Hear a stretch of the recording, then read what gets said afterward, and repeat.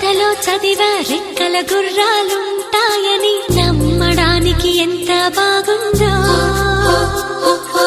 బాలమిత్ర కథలో చదివా పగడపు దీవులు ఉంటాయని